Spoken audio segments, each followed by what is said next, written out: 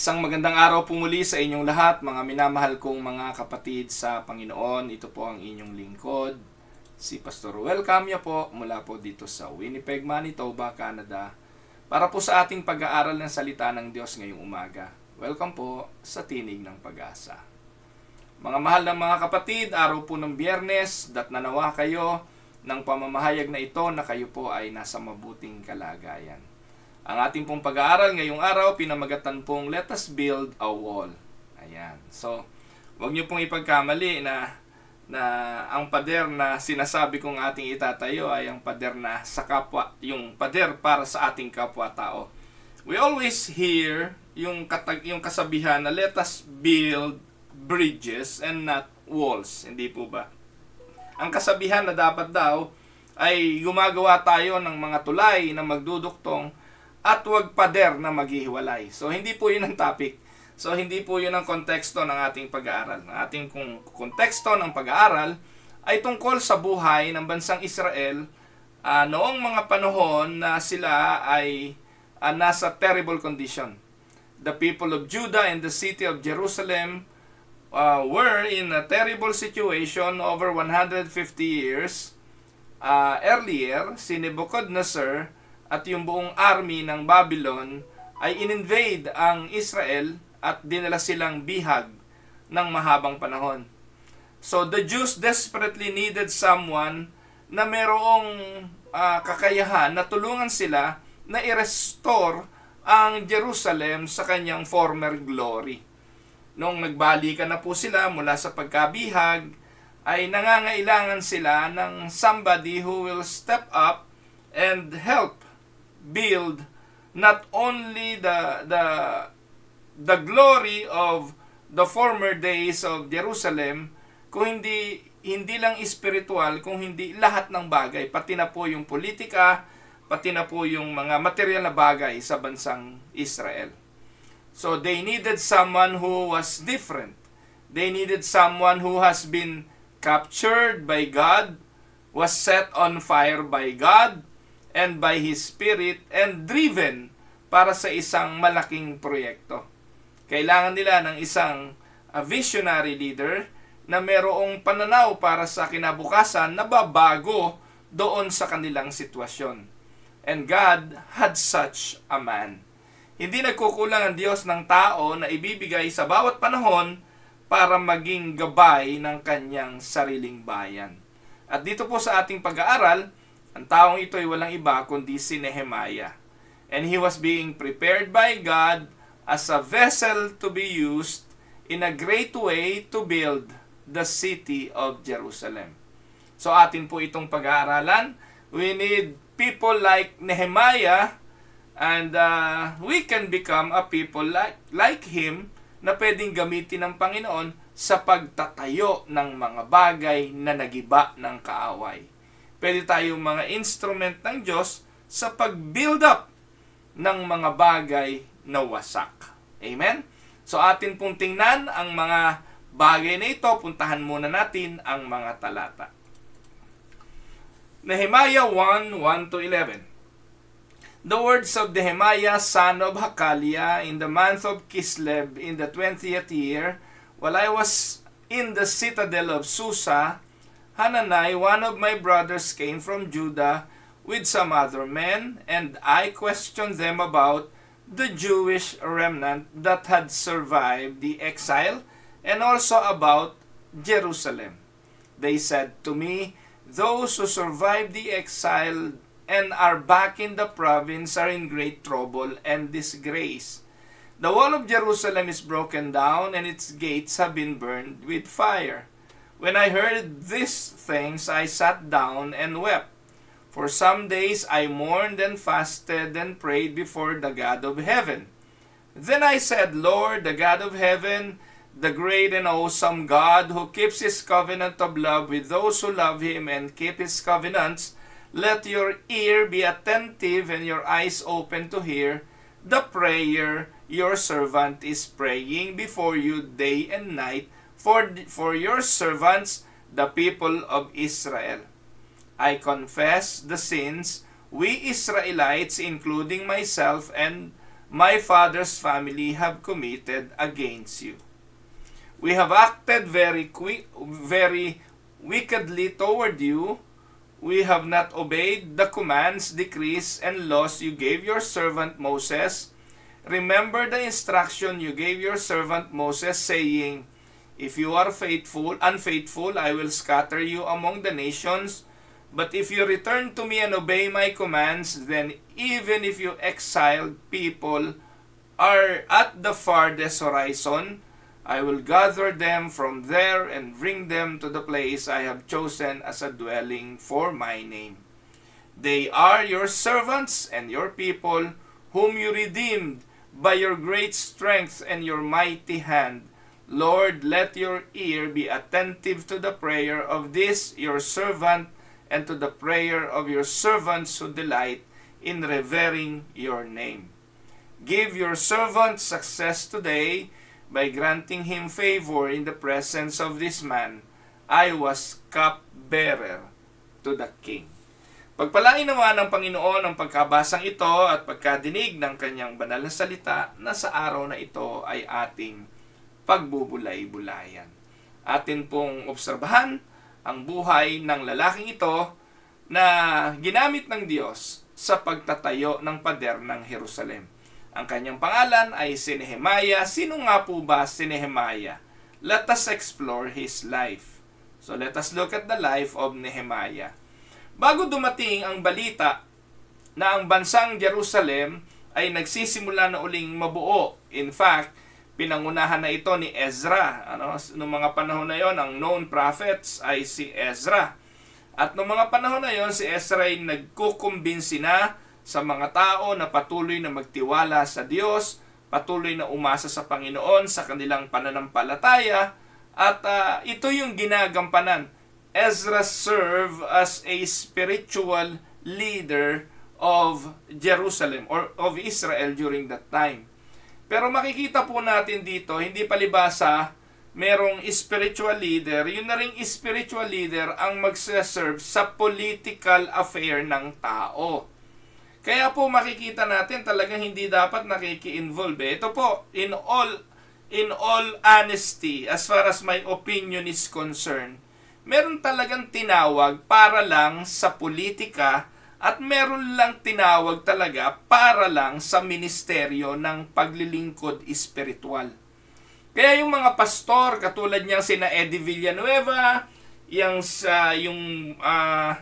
sino pa ba yun? Yung mga nasa politika na nagpapastor-pasturan, hindi yan ang tawag sa inyo eh. Po si Ezra, kung ang intensyon ni Ezra ay maging political leader din, hindi na nila kailangan si Nehemiah. Dapat po si Ezra na rin ang umaktong leader, hindi lang espiritual kundi political. Pero alam nila na hindi ganon ang disenyo, hindi dapat ganon ang mangyari. Meron talagang mangunguna sa mga bagay na politikal at meron naman na tinatawag sa espiritual. Kaya pag yung pastor ninyo ay sinabing siya tinatawag ng Diyos para tumakbo sa politika kahit barangay tanod o kaya ay barangay councilor or kapitan, wag na po kayo maniwala doon. Yung pong narinig niyang tinig ay hindi tinig ng Diyos, tinig niya lang yon. At ambisyon niya lang yon na nagsasabing kaya niyang baguhin ang political climate. Hindi, lalamunin lang siya ng political climate kasi magkaiba po ang prinsipyo ng politika at ng spirituality. Kaya, hindi po yun uubra. At dito po nakita natin yung bagay na yon. Ano po? Si Nehemiah, hindi po siya spiritual leader. There was no mention of Nehemiah leading the people in worship, leading the people in their spirituality. Kung inyo pong babasahin ang aklat ni Nehemiah at pamilyar kayo rito, nung natapos na po ni Nehemiah yung task, nung natapos na po yung gawain, sa chapter 7 po ng aklat ng Nehemiah, tapos na yung yung wall. 52 days lang po ang kailangan. Sa 52 days na yon, nagawa ni Nehemiah yung task niya, yung kanyang trabaho. doon po sa chapter 8 ng Book of Nehemiah, ay ibinigay na ni Nehemiah yung kapangyarihan na magpuri sa Diyos, gumawa ng pagsamba, pakinggan ang salita ng Diyos, at ang nagsalita rito si Ezra. Gumawa po sila ng platform, gumawa sila ng isang lugar na mataas para tutuntungan ni Ezra para makapangaral. At alam niyo mga kapatid, maghapon nangaral si Ezra. Ang mga tao hindi napagod, si Ezra hindi nagsawa sa kase-sermon maghapon. Bakit? Kasi spiritual leader siya eh. Hindi kaya ni Nehemiah yung trabahong magsasalita ng maghapon. Pero kaya niya magtrabaho, gumawa ng pader, hawak sa kanan ay itak para magbantay, at sa kaliwa naman ay, o kung left-handed ka, either way, para magpalitada ng pader. Yun po yung sabi sa ating kasaysayan. Dahil marami silang kaaway na nagbabantang sirain yung plano, wasakin yung pader na naitayo, so naging vigilant yung mga Israelita. Yung isang kamay, tabak, yung isang kamay ay pagpapanday o pagpapalitada ng pader. Magaling si Nehemiah doon, pero hindi siya spiritual leader. Nakuha niyo po mga kapatid. Kaya hindi po pastor si Nehemiah, hindi po siya propeta, siya po mga kapatid ay simpleng tao lang. Let us look at his life. Ano po ba ang kanyang buhay bago dumating ang balita tungkol sa mga kapatirang Hudyo na nagbabalikan na sa Jerusalem? It was considered to be a life of calmness. A life of calm. Sinong ayaw ng ganitong buhay? Isang buhay na payapa, isang buhay na kalmado, isang buhay na malayo sa pressure ng mundo, isang buhay na ligtas dahil nasa palasyo, isang buhay na napakalapit sa kapangyarihan dahil siya ay nandun sa presence ng hari. Ano po? The life of Nehemiah lived as the king's cupbearer was a life of peace. Nehemiah chapter 1 verse 1 binanggit kung nasaan siya. Ang sabi, the words of Nehemiah, son of Hakaliah, in the month of Kislev, in the 20th year, while I was in the citadel of Susa. Binanggit po dyan, yung buwan ng Kislev, nasa pagitan daw yan ng March at April. 20th year na. 20 taon na siya sa citadel of Susa. Yang pong Susa ay lugar kung saan ay nandun ang palasyo ng hari, ni Haring Nebuchadnezzar. Tama, opo. At dito po mga kapatid, ay atin pong titingnan ang kasaysayan, ang pangyayaring ito sa buhay ni Nehemiah. So, Nehemiah lived in a life of peace and prosperity. Sabi dyan, hindi po pala si Nebuchadnezzar, si Artaxerxes. Ito ang kasaysayan ng mga nagawa ni Nehemiah na anak ni Hakalias noon ay ikasiyam ng buwan ng 20 taon ng paghahari ni Artaxerxes. Kung si Nehemiah ay nasa lungsod ng Susa, ito po yung capital ng city, kung saan nandun yung palasyo ni Haring Artaxerxes. Ayan, ipagpatawad niyo po na pagpapalit-palit ko na yung mga pangalan. Hindi po si, hindi si Nebuchadnezzar. Si Haring Artaxerxes ang hari dito. So, kung titingnan po natin, gaya ng binagit ko kanina, his life lived as the king's cupbearer was a life of peace, prosperity, and political power. Alam natin yan, sa panahon natin ngayon, basta napadikit ka sa kapangyarihan. Yun nga raw mga langaw, napatong lang sa kalabaw, mas malaki pa kaysa sa kalabaw. At alam natin yan, nakakarinig tayo ng mga mapang-abuso dahil konektado sa Office of the President, Office of the Vice President, Office of the Senate President, at kung sino-sino pa. Grabe na, kung akala mo sila na yung presidente, akala mo sila na yung senador o vice president kung makaasta. At dahil nga po, napadikit sila sa kapangyarihan. Ganun na po si Nehemiah. Marahil may access pa si Nehemiah dahil siya ay cupbearer ng hari. Ano po? At ito pong trabahong ito, mga kapatid, ay pribilehiyo. His job was to taste all the king's food before it got to the king to prevent the king from being poisoned. Ang hari ay meron tagatikim ng pagkain dahil pag may nagtangkang lasunin ng hari, unang mamamatay ay si Nehemiah. Pero privilege ito. Imagine ninyong pagkain ng hari ang kanyang kinakain at ang inumin ng hari ang kanyang unang iniinom.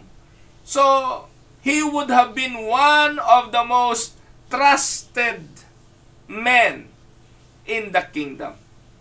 The king would have looked to Nehemiah for advice from time to time. His wall or his life was a life of great serenity and a life of ease. Nehemiah was living a good life. Amen po ba? So it was a life of calmness. Pero mga kapatid, sa ganitong klase ng buhay, hindi maiiwasan kahit na ikaw ay nasa palasyo ng hari, meron ding suliranin na ikaw ay tatanggapin. Parang ano lang ito? Ito minsan ay katulad ng mga nag-abroad, nakarating sa magandang lugar, naka-establish ng buhay doon sa abroad, pero may mga pagkakataon na tatanggap ka ng balita mula sa pinanggalingan mong bayan na si ganito ika nagkaroon ng karamdaman, si ganito ika lumubog ang bahay, si ganito ika ay binaha at nasunugan, iba't ibang mga balita galing sa iyong sariling bayan. At ito'y magdudulot ng pagbabago sa iyong buhay. Sa buhay na ni Nehemiah na puno ng ease, ng serenity, ng peace, and he was living a good life, na bago ito nang dumating ang balita. Nehemiah's life is a life of calmness, but it became a life of calamity.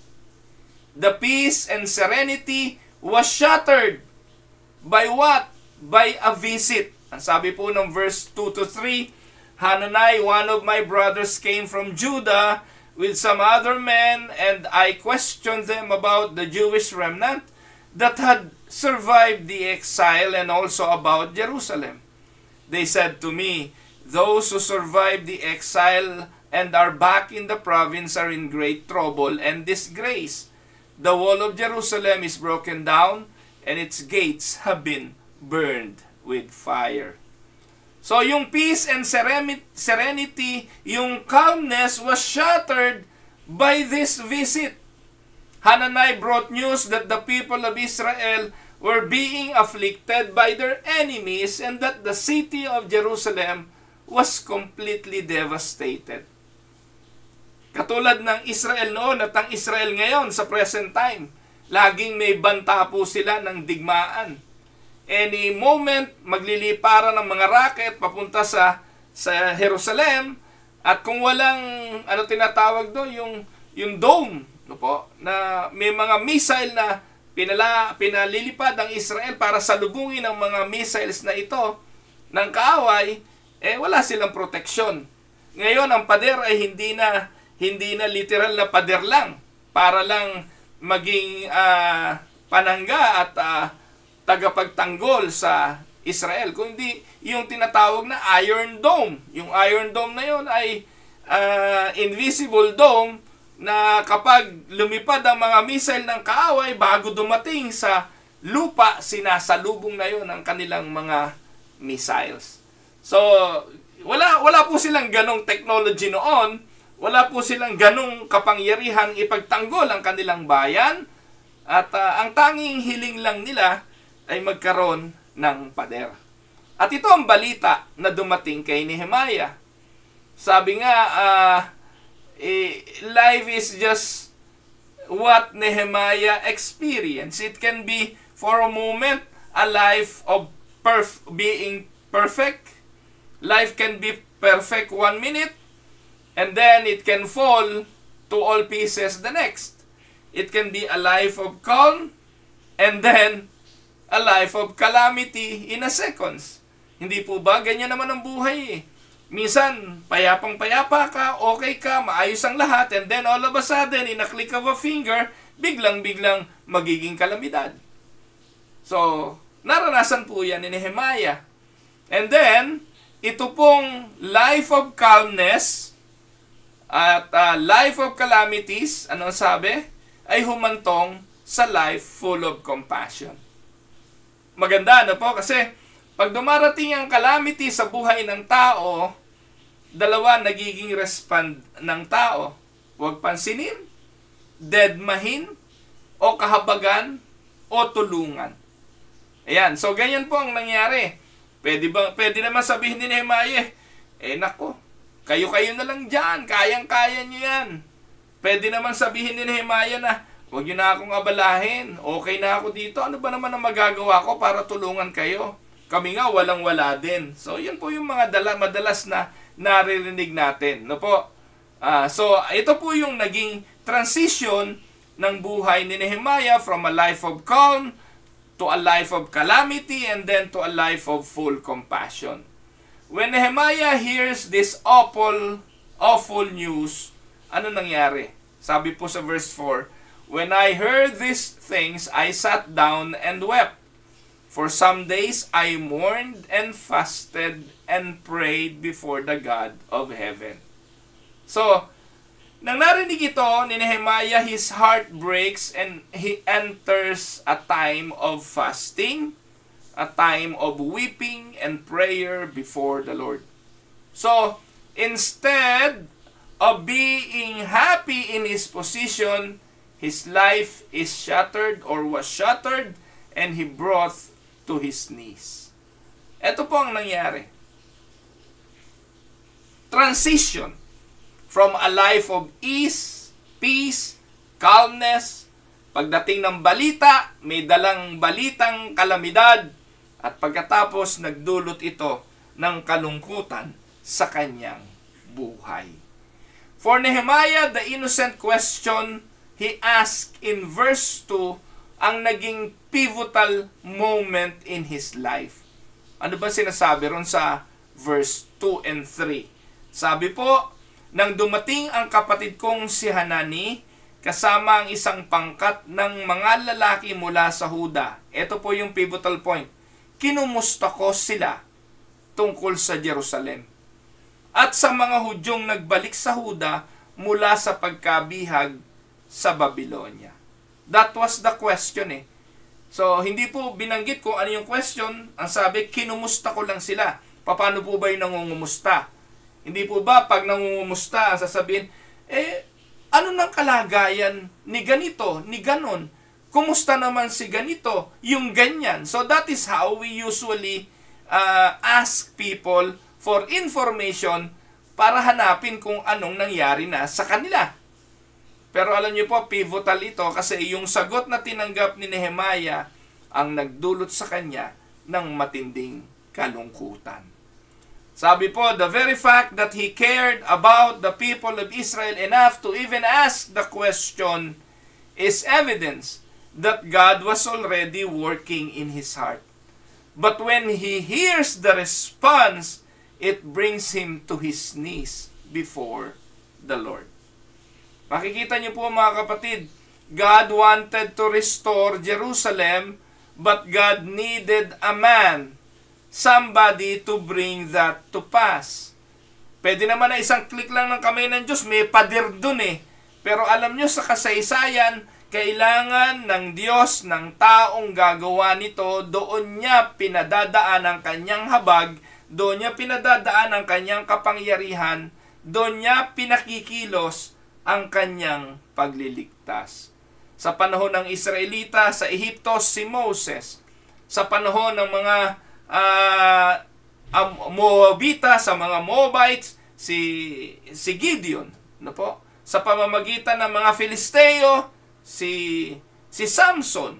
No? At ganun din si David. No po? So makikita po natin mga kapatid na gumagamit ang Diyos ng human power, human wisdom, o human acumen para padaanin yung kanyang kapangyarihan. At dito po, si Nehemiah yon. Minsan may nagtanong sa akin, paano ko ba malalaman kung tinatawag ako ng Diyos?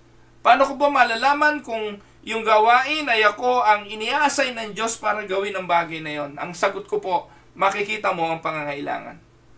At pag nakita mo ang pangangailangan, bibigyan ka sa puso mo nito ng sense of desire.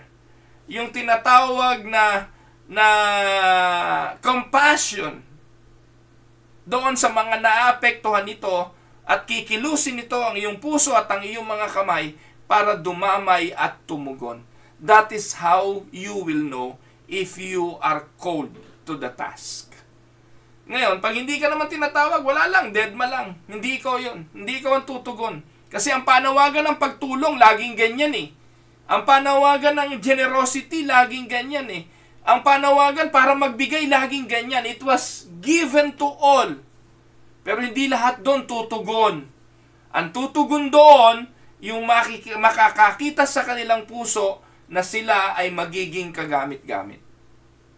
Tandaan po nyo, maging sa church, pag may panawagang magbibigay tayo ng relief goods or wag naman relief goods, kundi balikbayan box para sa Pilipinas, hindi lahat tumutugon doon.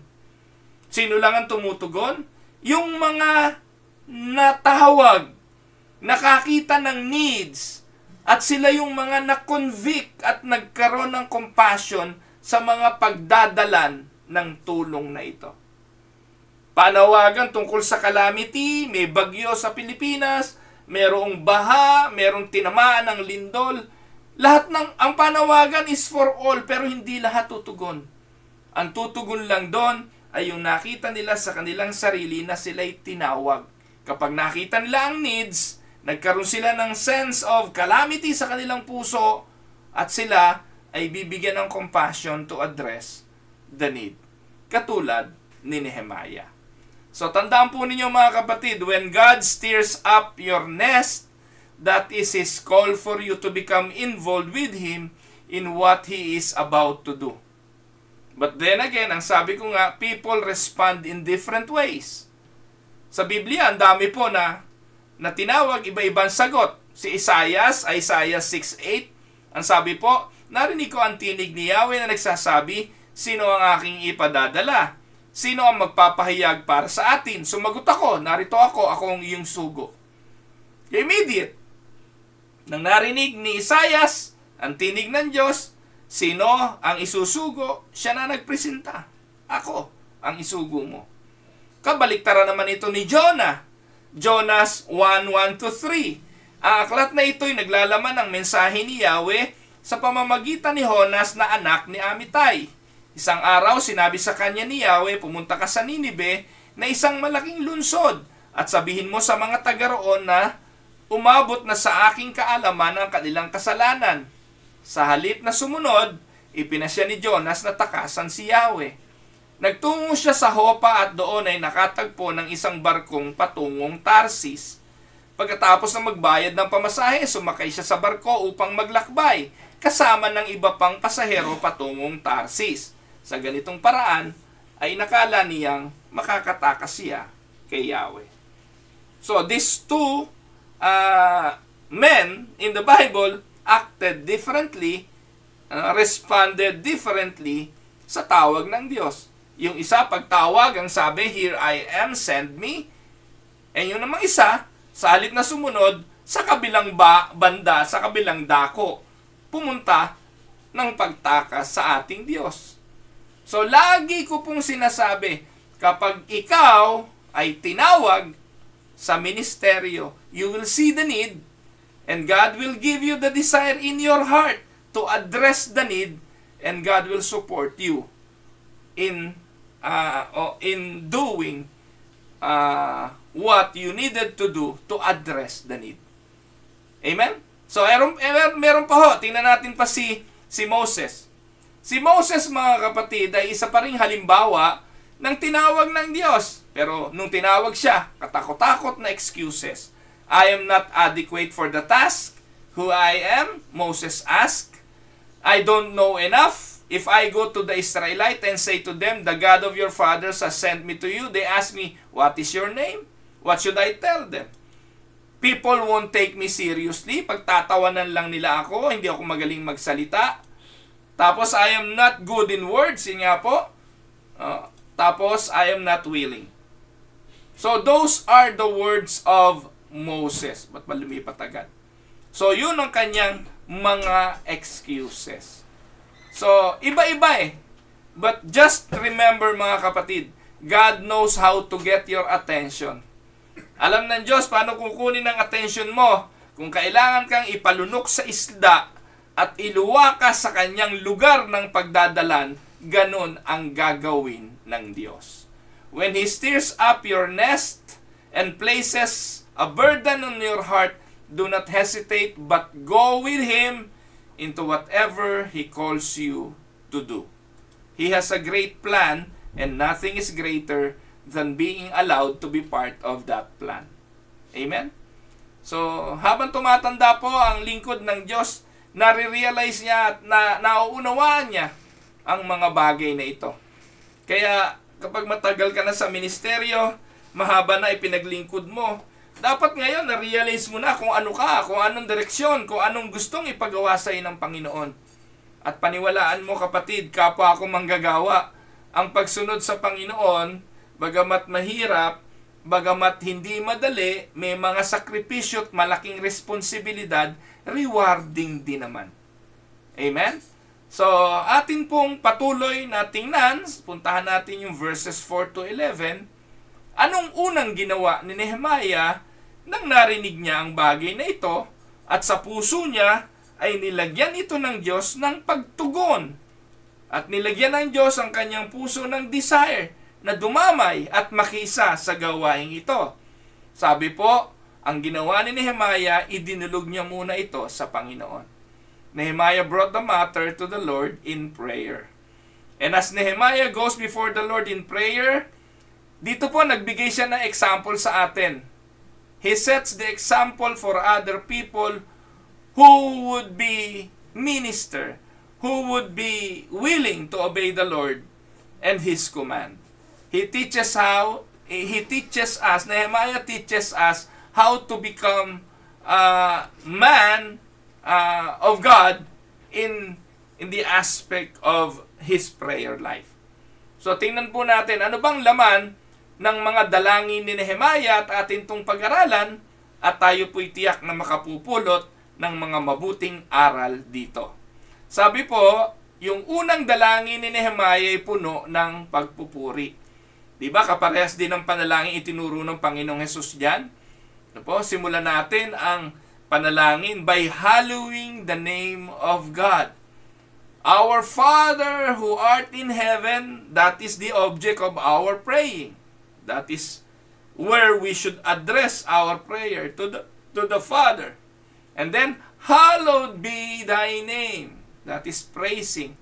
Nehemiah begins his prayer by exalting the name of God. O Yahweh, Diyos ng kalangitan, kayo ay dakila. Yan ang sabi ng verse 5. At nanginginig kami sa takot sa iyong presensya. Nehemiah begins his prayer by exalting the Lord. He praises God for His superiority, His strength, and sovereignty. He praises His sacredness and His sincerity. He praises God for who He is. And that is a lesson we all need to learn. After all, this is how Jesus taught His disciples how to pray. Amen? Yan ang unang laman. A prayer that involves praise. Second, his prayer involves perseverance. No, hindi ho palibasa pag nanalangin tatanggapin agad ang sagot. Nehemiah prayed day and night. Yun po ang sabi ng talata. Pagmasdan ninyo ako at pakinggan ang aking pananalangin. Ang aking panalangin. Nananalangin ako. So it was not just one-time prayer, but it was a continuous prayer, a persevering prayer, day and night. Yun po ang sabi. He got before the Lord and prayed until the answer came. Tayo po gaano tayo persistent? Gaano tayo ka-persistent sa pananalangin? O tayo yung tipong kapag nanalangin at hindi nakamit ngayon, bukas tigil na. So that is the kind of praying we need to see demonstrated in our day. The prayer of Nehemiah. Not the kind of prayer that will stop after a time or two, but the kind of prayer that goes to God and stays before God until it has what it came after. And this is what Jesus called to do. Luke 18:1.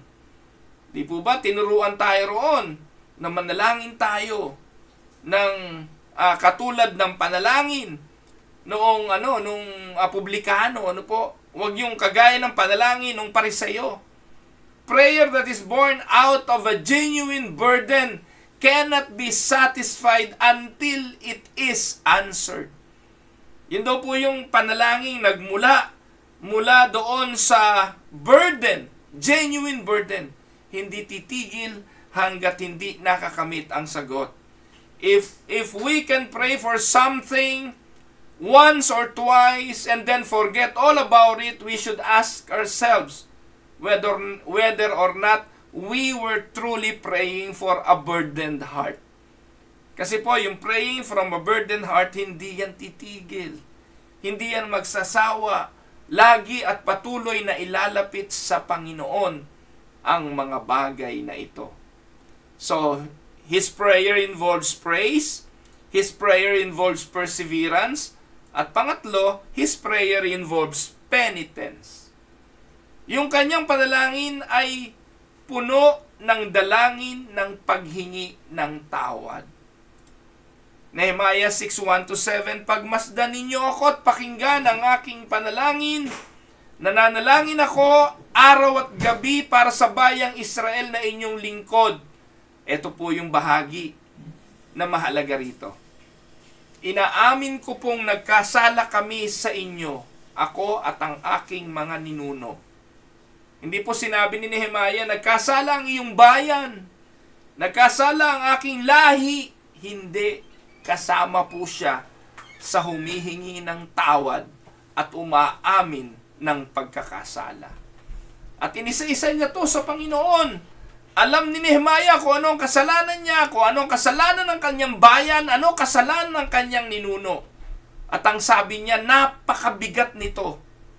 Hindi namin sinunod ang inyong kautusan, nilabag namin ang mga tuntuning binigay niyo sa amin sa pamamagitan ng inyong lingkod na si Moses. The fact that they were taken captive sa Babylonia, ang dahilan nun ay yang mga paglabag na yan. Kaya sila dinala ng Diyos bilang mga alipin ng mahabang panahon sa Babylonia. Ngayong sila'y nakakabalik na, sila'y nandun na ngayon sa panahon na magsisimula muli, kailangan ng malaking pag-amin, ng bukas na puso ng pagsisisi para ibalik ng Diyos ang nawala nilang glory. As this man prays, he begins to confess his sins as an individual and the sins of his people as a nation. He even confesses the sins of his fathers. And what we see here is a man with a repentant heart. The prayer involves praise, perseverance, and penitence. Nehemiah also are willing to see where he himself had missed. Saan ba siya nagkamali? Saan ba niya hindi nasunodin ng Diyos? No? Repentance is about me getting my heart with God. And that is what Nehemiah did. Amen? Ano po? His prayer involves praise, perseverance, penitence, and remembrance of God's promises. Kasama rin po yon sa panalangin. Bakit ipinapaalala ni Nehemiah sa Diyos yung kanyang mga pangako? Makakatulong ba yun? Hindi. Pero knowing the promises of God and believing that God is a promise-keeping God will move you to the right direction in the future. Dito makikita natin na talagang willing na si Nehemiah na magtrabaho para sa Diyos. Dito makikita natin na nakakondisyon na yung puso ni Nehemiah na sumunod sa Diyos at tulungan ang Jerusalem. Bakit? Kasi ginunitanan niya ang mga pangako ng Diyos. Akin pong pinaniniwalaan na nung nandun siya sa life of ease, comfort, and peace sa bahay ng palasyo ni Artaxerxes, hindi niya naaalala to eh. Maaaring nakalimutan niya ito, pero at this moment, naging laman ito ng kanyang panalangin. Sinabi ninyo kay Moses, huwag kayong mga Israelita ay tatalikod. Kung kayong mga Israelita ay tatalikod sa akin, ikakalat ko kayo sa iba't ibang mga bansa. Subalit kung manunumbali kayo at tutupad sa aking mga utos, mapadpad man kayo sa pinakamalalayong lugar, titipunin ko kayong muli sa lupaing aking pinili upang sambahin ako roon. So, naisip ni Nehemiah, I am now at the right moment. I am now at the right time. Pinangalat kami sa iba't ibang mga bansa.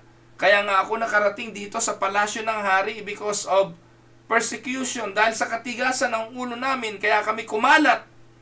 Pero ngayon, tinitipon mo na kaming muli, Panginoon. Kaya inalala to. Nehemiah begins to remind God of the promises He had made to Israel. Promises to punish their sins, but also a promise to restore them in the event of repentance. Tandaan nyo mga kapatid, mga tagapakinig, when prayer is based squarely in the Word of God and founded upon the promises of God, the one praying can be sure that he will have the things he prays for. Amen? Because God has stakes. God has put His reputation on the accuracy of His Word. He has promised us that His promises will always be fulfilled. Amen? So, the prayer of Nehemiah involved remembrance of God's promises. Ano pang susunod? Ano pang involved sa prayer? It also involves partners.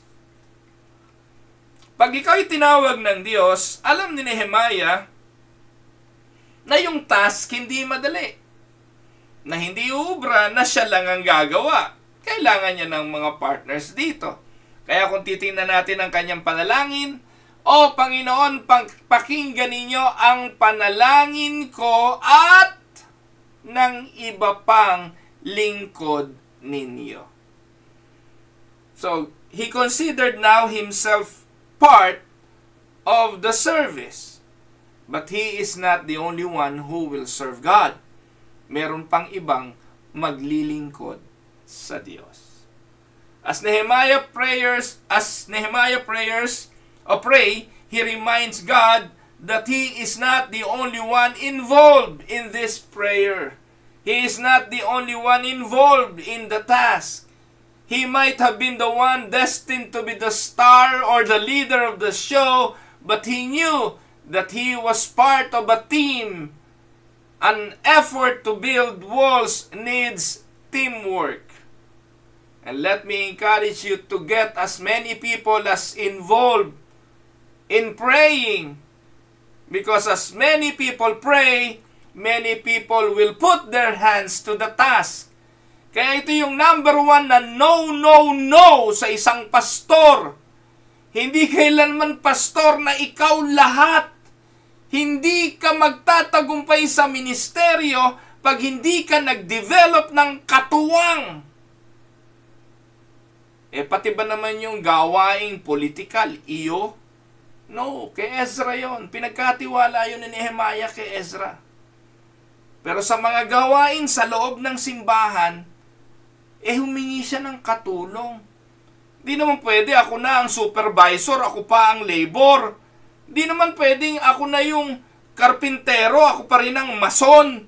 Hindi naman uubra na ako ang gagawa ng bagay na ito at maglalagari. Ako pa rin ang magpipikot, magmamaso doon. Hindi. Kaya bilang pastor, dapat natututunan natin ito . Hindi natin kaya ang lahat. At kayo naman mga miyembro, pag ang pastor nyo ay Superman, hanggang kailan lang yan? At pag iniasa nyo sa pastor ang lahat ng gawain, umasa kayo, pauwi din kayo sa pagkawasak. Babalik at babalik lang kayo sa sitwasyon ng pagiging failure.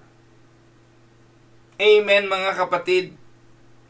So, yun po. The prayer of Nehemiah involves partnership. At panghuli, his prayer involves petitions. Ito na yung kahilingan.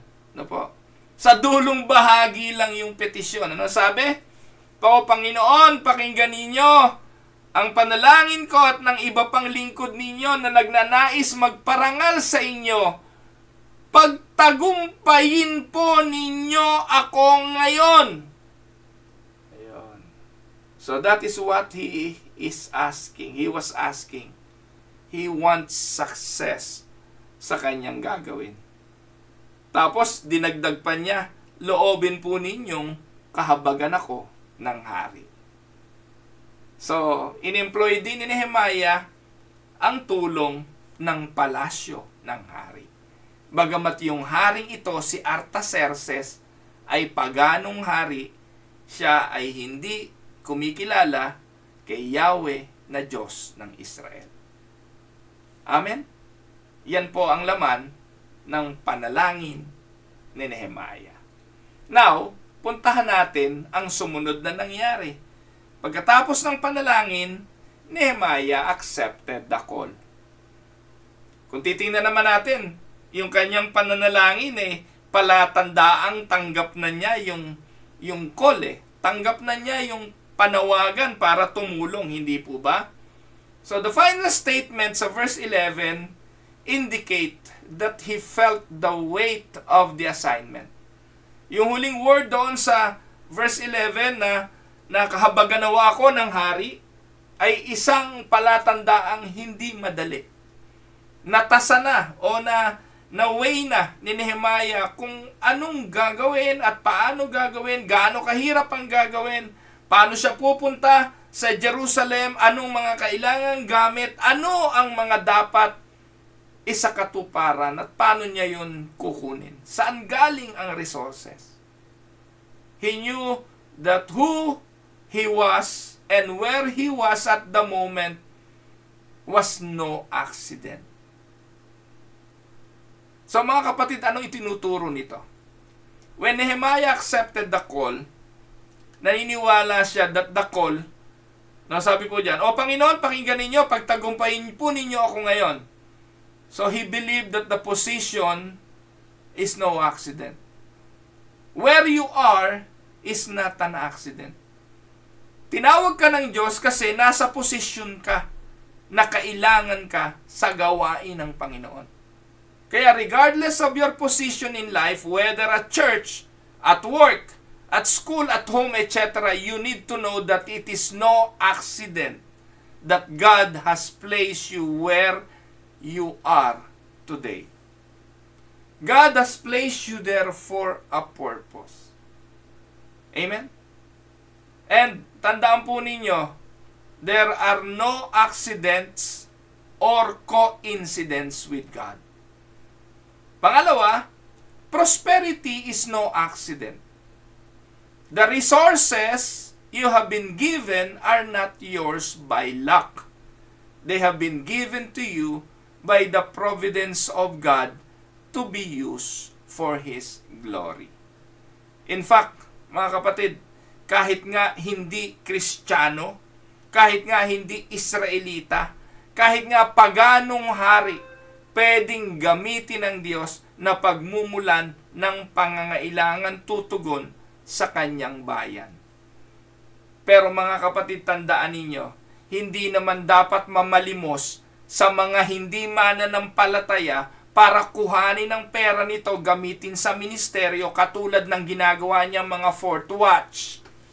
Yung umaakyat sa bus, mangangaral ng konti, nakasahod na yung supot.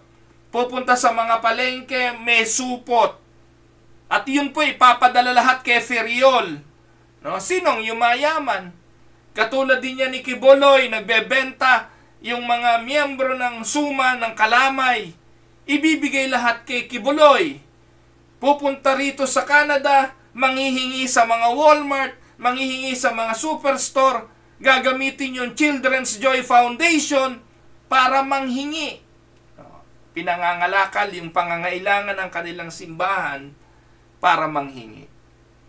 Mga kapatid, tandaan po ninyo, pwedeng gamitin ng Diyos ang pera ng mundo para sa kanyang gawain. Pero ang pagtugon sa gawain, dapat pangunahin sa anak ng Diyos. At ikaw, bilang anak ng Diyos, meron ka naman, makatutugon ka naman, nasa iyong mga kamay naman, ipagkaloob mo ito sa gawain ng Panginoon. Hindi aksidenteng ibinigay ito sa iyo ng Diyos, hindi aksidenteng pinayaman ka ng Diyos, may purpose ang Diyos kung bakit may taglay-taglay kang pag-aari sa ngayon. At ito ay para din gamitin sa kanyang kaluwalhatian. Minsan nahihiya po ako. Ako po yung talagang as much as possible, ayoko po nung nang-aabuso eh. Alam niyo po, kahapon ako hiyang-hiya.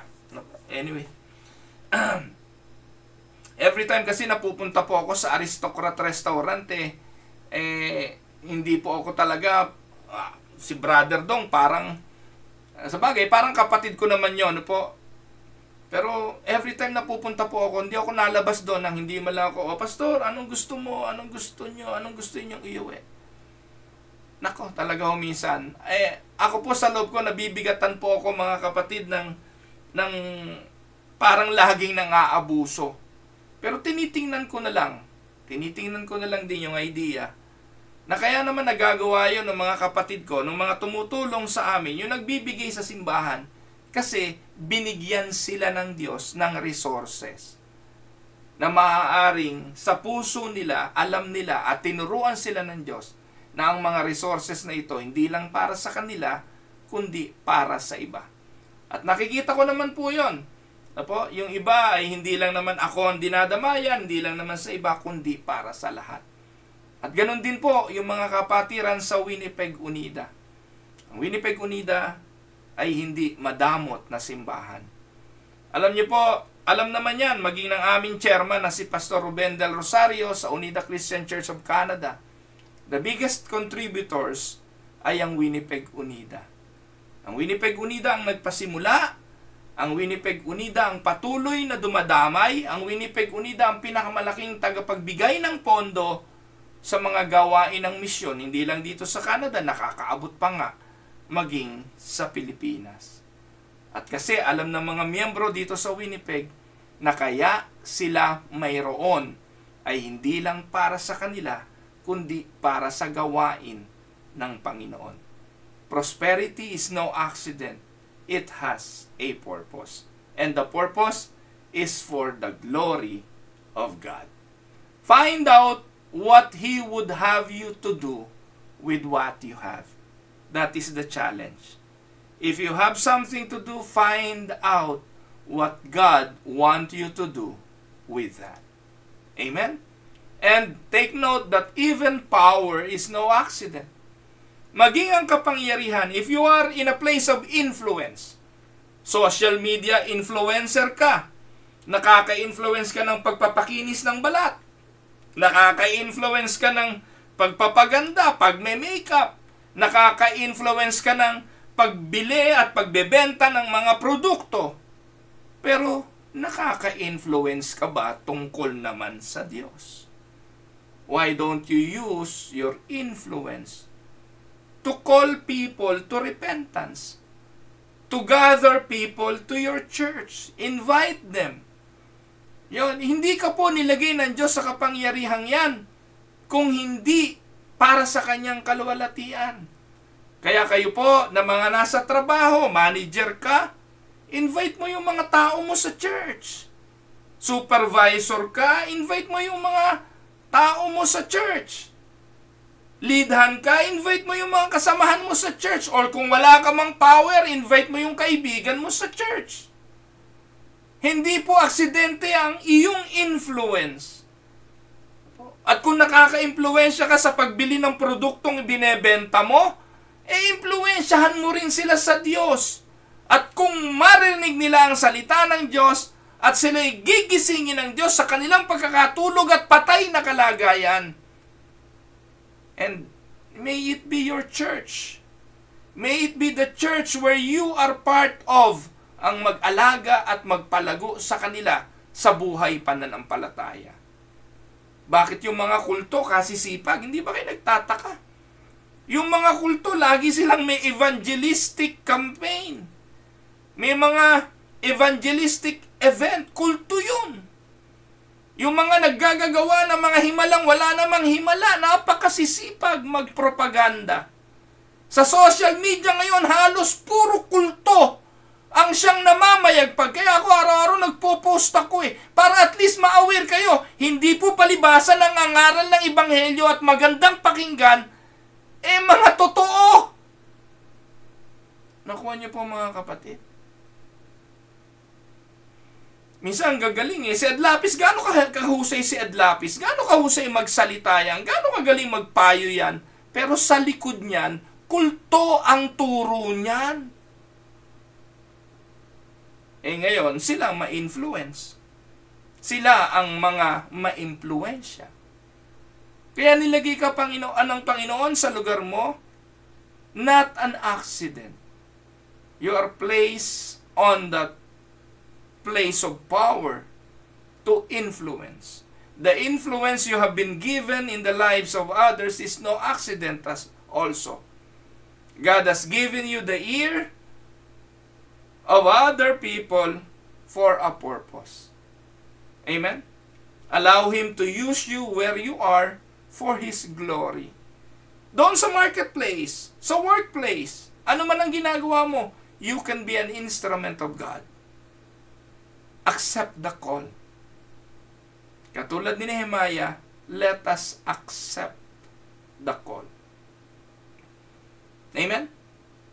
I thank God for the unseen hand, sometimes urging me onward, sometimes holding me back, sometimes with a caress of approval, sometimes with a stroke of reproof, sometimes correcting, sometimes comforting.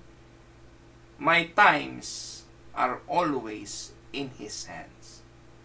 Accept the call and allow Him to help you build your wall. Amen? Pagpalain po kayo ng Panginoon, mga minamahal kong mga kapatid. Dito po ang inyong lingkod, si Pastor Ruel Camia po, mula po dito sa Winnipeg, Manitoba, Canada. Bago ko po wakasan ang atin pong pag-aaral ngayon, gusto ko lang po munang batiin ang aking may bahay. Hindi ko po alam kung siya'y gising na. Kagabi po ay 1:30 na kami ng madaling araw natulog. Pagdating niya po galing trabaho, kinuha ko yung karaoke. Kinantahan ko po siya ng kinantahan. At hindi po ako magaling kumanta. Pero hinarana ko po si Mrs. Camia hanggang 1:30 ng madaling araw. Birthday niya po ngayon. Happy birthday, mahal. And ang Diyos nawa ang patuloy na magpala sa iyo ng mahabang buhay. Wala akong naihandang regalo. Hindi ako nakabili ng anuman na para sa iyo. Pero mamaya, ibibiyahe kita papuntang Calgary.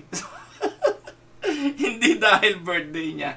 So pupunta po kami sa Calgary. We will be celebrating, we will be part of the celebration ng Calgary Unida Christian Church sa Sunday.